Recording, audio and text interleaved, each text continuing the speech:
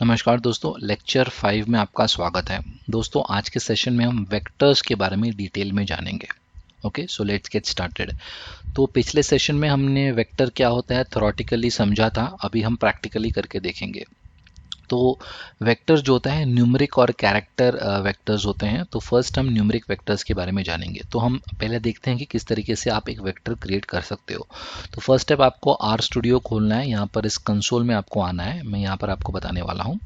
तो for example मैं ऐसा लिखता हूँ वेक्टर 1, ठीक है, एंड मैं असाइनमेंट ऑपरेटर यूज़ करता हूँ ये वाला।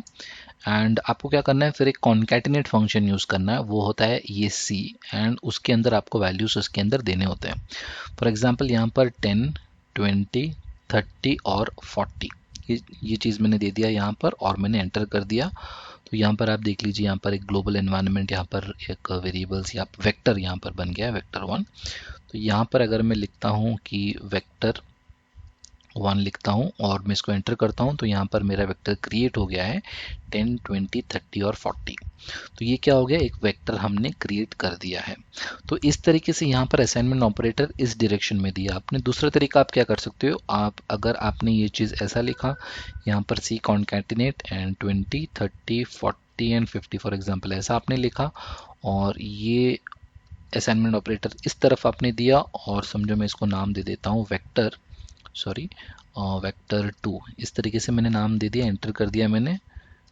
अगेन मैं वेक्टर 2 लिख देता हूँ और एंटर करता हूँ। तो यहाँ पर 20, 30, 40 और 50। तो आप असाइनमेंट ऑपरेटर इस तरीके से लिखिए, या फिर असाइनमेंट ऑपरेटर ये देखिए आपको इस तरीके से लिखिए, दोनों ही सेम है।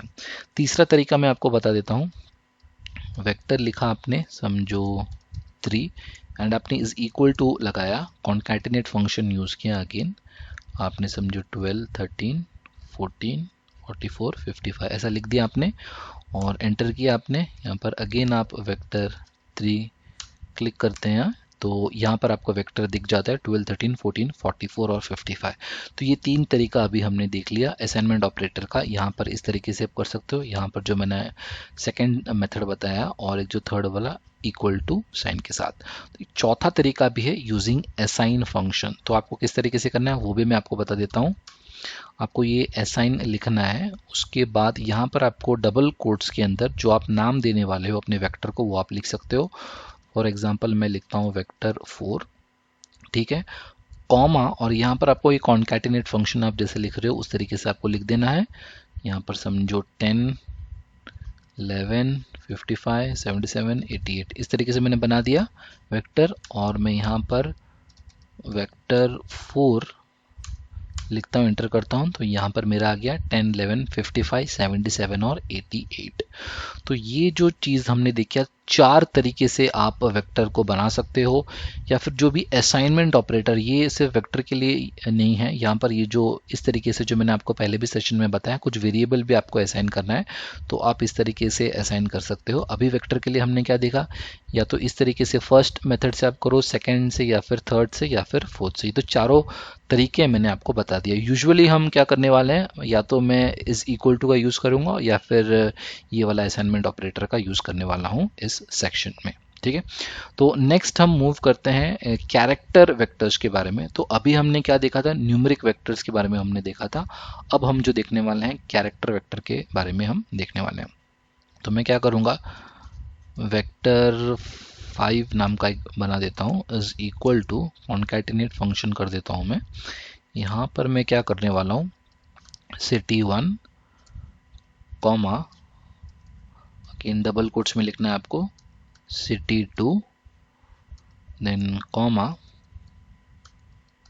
city3 comma and city4। तो city1, city2, city3, city4 ये कैरेक्टर्स, ये वेक्टर 5 नाम का कैरेक्टर मैंने बनाया है। यहाँ पर हम देख लेते हैं फिर से, वेक्टर 5 एंटर कीजिए, यहाँ पर आ गया आपको city1, city2, city3 and city4। तो ये हो गया आपका कैरेक्टर वेक्टर। तो पहला हमने क्या देखा था, न्यूमेरिक वेक्टर के बारे में जाना था, दूसरा है ये कैरेक्टर वेक्टर।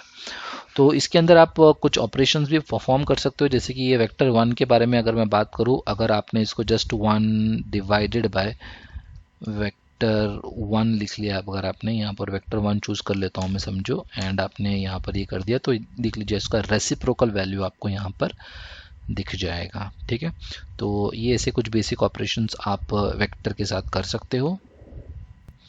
ठीक है, और समझो मैं अगर एक और वेक्टर बनाता हूँ, एक और वेक्टर बनाता हूँ, वेक्टर 6, एंड मैं समझो ऐसा ऑपरेटर यूज़ करता हूँ एंड मैंने लिख लिया 2 into एंड इसमें मैं देता हूँ वेक्टर 1। ओके, ये अरिथमेटिक ऑपरेशन परफॉर्म कर रहा हूँ मैं यहाँ पर एंड मैंने एंटर कर दिया। तब अब वेक्टर 6 जब आप डालोगे, वेक्टर